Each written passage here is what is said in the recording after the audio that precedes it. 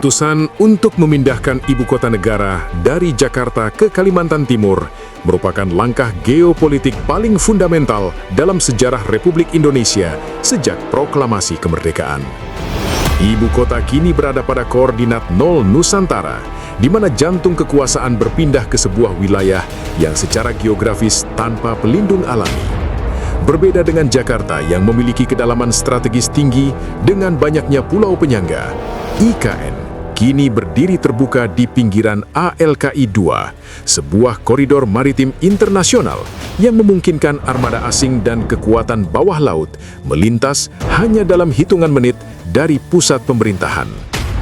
Inilah titik di mana center of gravity negara tidak lagi bersembunyi di balik benteng pulau-pulau penyangga, melainkan berhadapan langsung dengan poros ancaman terbuka, mulai dari infiltrasi senyap di perbatasan darat sepanjang 2062 km, hingga ancaman udara lintas negara yang menghimpit ruang kedaulatan. Video ini akan mengajak Anda menyaksikan betapa pentingnya smart defense di jantung ibu kota Nusantara, IKN, sebagai center of gravity atau pusat kekuatan negara yang baru. Maka dalam skenario peperangan modern, IKN akan menjadi target utama musuh. Dalam teori militer, center of gravity adalah pusat kekuatan, sumber moral, dan daya tahan suatu bangsa yang jika dihancurkan akan melumpuhkan seluruh kemampuan negara untuk bertahan. Lalu bagaimana kemampuan Indonesia melindungi IKN dari semua ancaman tersebut? Simak video ini dengan seksama. Jangan lupa like, subscribe, dan komen. IKN terletak tepat di jalur alur laut Kepulauan Indonesia, ALKI 2, yang merupakan jalur maritim internasional. Jalur ini meliputi Selat Makassar, Laut Flores, dan Selat Lombok, melayani pelayaran dari Laut Sulawesi ke Samudra Hindia dan digunakan oleh banyak kapal asing, termasuk kapal perang, karena lebih dalam dan lebar dibanding Selat Malaka untuk kapal besar. Berdasarkan Konvensi Hukum Laut Internasional atau UNCLOS 1982 yang diratifikasi Indonesia, kapal perang asing tidak wajib meminta izin untuk melewati alur laut Kepulauan Indonesia, termasuk ALKI 2, selama mereka melaksanakan hak lintas alur laut kepulauan atau Archipelagic Sea Lanes Passage. Hal ini memungkinkan kapal asing berada sangat dekat dengan wilayah IKN. Titik ALKI 2 yang paling dekat dengan IKN berada di perairan Selat Makassar, tepat di depan Teluk Balikpapan. Jaraknya hanya sekitar 40 hingga 60 km. Dalam dunia strategi militer, kekuatan asing bisa memanfaatkan hak lintas damai untuk menyusupkan armada tempur dan kapal selam siluman tepat di depan pintu gerbang Nusantara. Tanpa perlindungan pulau penyangga seperti Jakarta, IKN akan terpapar langsung pada risiko penetrasi laut yang sangat cepat, di mana serangan rudal atau infiltrasi pasukan khusus dapat mencapai objek vital nasional hanya dalam hitungan menit. Mari kita perjelas dengan simulasi berikut.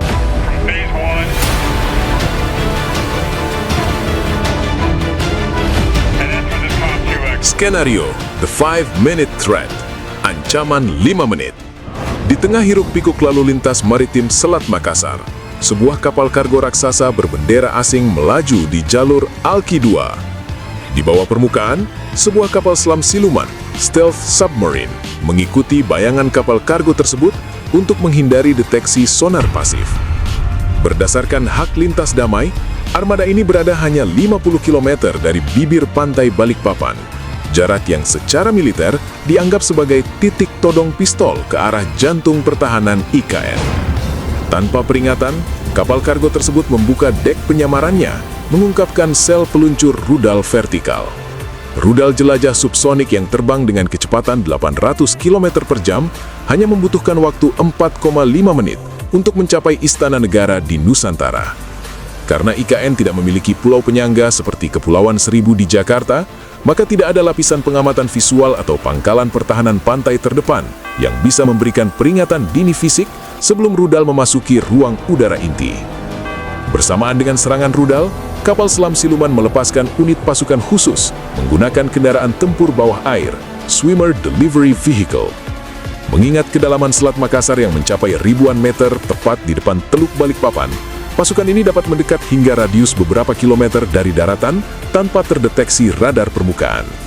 Infiltrasi ini bertujuan melumpuhkan infrastruktur cerdas, seperti pusat data atau gardu listrik smart grid, guna menciptakan kepanikan total sebelum serangan utama tiba. Dalam skenario tanpa smart defense, pangkalan udara atau baterai rudal konvensional akan kesulitan melakukan scramble atau lepas landas darurat.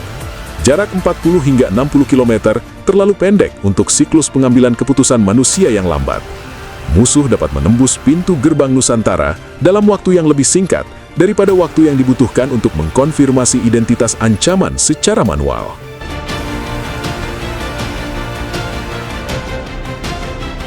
Berdasarkan simulasi ancaman tersebut, maka IKN sebagai Smart City harus dilindungi dengan Smart Defense, sebuah sistem pertahanan yang mengombinasikan keunggulan teknologi digital dengan gelar kekuatan militer di darat, laut, dan udara untuk menutup celah kerentanan geografis di ALKI 2. Indonesia telah merancang konsep Smart Defense 5.0 sebagai jawaban atas tantangan peperangan modern yang semakin kompleks.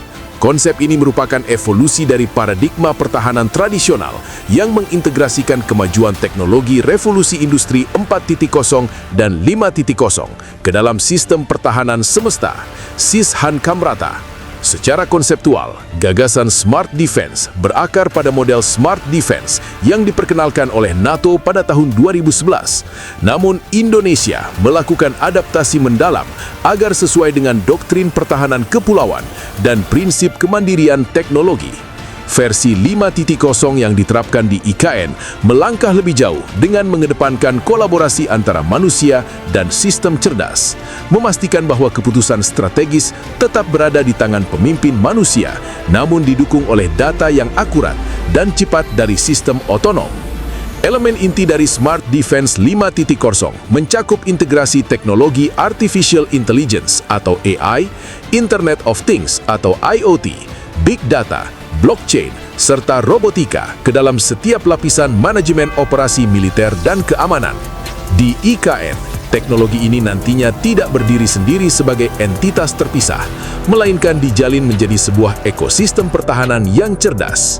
Keunggulan teknis paling signifikan dari Smart Defense IKN terletak pada implementasi arsitektur command, control, communications, computers, intelligence, surveillance, dan reconnaissance C4SIR yang terintegrasi sepenuhnya. Dalam peperangan modern, informasi adalah darah yang menggerakkan mesin perang. Sistem C4SIR di IKN berfungsi sebagai sistem saraf pusat yang menghubungkan seluruh aset pertahanan, mulai dari satelit di ruang angkasa, drone di udara, kapal perang di laut, hingga prajurit di lapangan, ke dalam satu jaringan komunikasi yang aman dan tangguh. Integrasi ini memungkinkan terwujudnya konsep network-centric warfare, di mana setiap unit tempur memiliki akses ke gambaran situasional yang sama. Keunggulan NCW di IKN adalah penghapusan hambatan informasi antar matra. Data target yang dideteksi oleh sensor bawah laut TNI AL di ALKI 2, misalnya, dapat langsung dikirimkan ke pusat komando di IKN dan diteruskan ke jet tempur TNI AU atau baterai rudal TNI AD dalam hitungan detik. Kecepatan dalam siklus OODA atau Observe, Orient, Decide, dan Act ini memastikan bahwa militer Indonesia dapat merespons ancaman dengan presisi tinggi dan efisiensi sumber daya yang maksimal. Lalu bagaimana kemampuan Smart Defense untuk mengatasi ancaman sebagaimana yang disimulasikan sebelumnya? Mari kita beralih pada simulasi penanggulangan berikut. Mekanisme counter simulasi Smart Defense 5.0 dalam menghadapi ancaman terhadap IKN di jalur ALKI 2 mencakup 5 elemen yang terintegrasi. Meskipun realisasi dari Smart Defense masih dalam proses pengembangan, namun secara konseptual terdapat benang merah yang menjadi prasyarat mutlak bagi pertahanan modern yang harus disiapkan dan diintegrasikan. Pertama, lapisan deteksi, underwater dan outer space surveillance. Sebelum ancaman mendekati jarak 40 km dari IKN, sistem intelijen pada Smart Defense telah mengaktifkan pengawasan lintas domain. TNI AL menempatkan jaringan sensor bawah laut dan underwater glider di sepanjang jalur kritis ALKI 2 dan Selat Makassar. Sensor ini mampu mendeteksi frekuensi akustik kapal selam siluman meskipun mereka bersembunyi di bawah kebisingan kapal niaga. Pengawasan real-time dilakukan melalui satelit militer dan drone pengintai jarak jauh UAV yang berpatroli 24 jam. Teknologi ini mendeteksi aktivitas anomali di atas kapal kargo, seperti panas yang dihasilkan dari persiapan peluncuran rudal, bahkan sebelum rudal tersebut meninggalkan dek. Kedua, lapisan komando, arsitektur C4ISR dan AI. Seluruh data dari sensor diintegrasikan ke dalam sistem saraf pusat yang disebut C4ISR, Command, Control, Communications, Computers, Intelligence, Surveillance, Reconnaissance. Kecerdasan buatan AI di Pusat Komando Nasional Puskodal melakukan analisis terhadap lintasan rudal atau pergerakan unit infiltrasi. AI akan memberikan rekomendasi respons hanya dalam hitungan milidetik, jauh lebih cepat daripada siklus keputusan manual manusia. Informasi ancaman langsung dibagikan secara instan ke seluruh unit tempur, TNI AD, AL, AU di wilayah IKN, sehingga seluruh matra memiliki gambaran situasi yang sama, Common Operating Picture. Ketiga, lapisan pencegahan, Anti-Access Area Denial, A2AD. Lanal Balikpapan yang ditingkatkan menjadi Komando Daerah Maritim, Kodamar, mengerahkan kapal cepat rudal dan unit pasukan marinir untuk menyegat kapal-kapal asing yang menunjukkan niat agresi di Selat Makassar. Selanjutnya, sistem pertahanan udara terpadu mengunci target yang datang dari arah Alki-2. Rudal jangkauan jauh akan diluncurkan untuk mencegat ancaman di atas laut jauh sebelum mencapai daratan IKN. Keempat, lapisan terminal, pertahanan titik dan elektronik. Jika rudal atau drone berhasil menembus lapisan luar, lapisan terakhir akan aktif secara otomatis. Senjata pertahanan titik ini menembakkan amunisi cerdas ahead yang membentuk awan proyektil tungsten untuk menghancurkan rudal atau drone kamikaze musuh di udara. Dalam counter simulasi Smart Defense 5.0 ini, IKN dilengkapi dengan sistem mobile jammer seperti SPS-1 yang mampu memutus sinyal navigasi GPS dan komunikasi drone musuh hingga menyebabkan serangan mereka kehilangan arah atau jatuh tanpa meledak. Jika musuh mencoba menyerang jaringan Smart City IKN, maka Pusat Keamanan Siber akan melakukan enkripsi dinamis dan isolasi jaringan infrastruktur kritis secara instan untuk memastikan layanan publik dan pemerintahan tetap berjalan.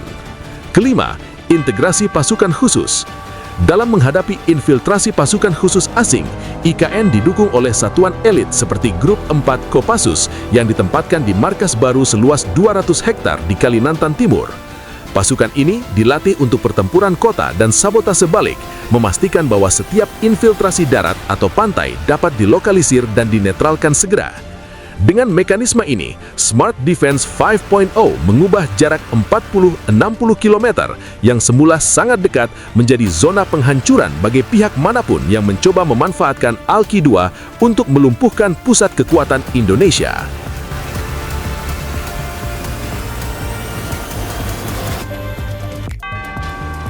Namun, counter simulasi hanya akan berhasil jika Indonesia mengadopsi Smart Defense dalam peperangan modern yang berkembang begitu cepat. Keputusan politik telah dibuat, triliunan dana telah mengalir ke IKN. Ibu kota Nusantara bukan hanya simbol pemerintahan masa depan, tetapi juga akan menjadi pusat gravitasi politik, ekonomi, data, dan komando nasional. Disinilah urgensi Smart Defense menjadi mutlak.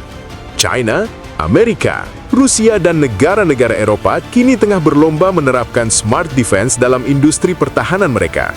China bahkan mengubah struktur komando saat ini yang didominasi manusia menjadi struktur yang dipimpin oleh klaster AI. Hal ini bertujuan untuk mengatasi keterbatasan biologis manusia seperti kelelahan, lambatnya pemrosesan informasi, dan bias emosional. Tanpa pendekatan Smart Defense, IKN beresiko menjadi high-value target, sasaran empuk bagi ancaman non-tradisional seperti serangan cyber, sabotase infrastruktur vital, drone asing, hingga infiltrasi intelijen.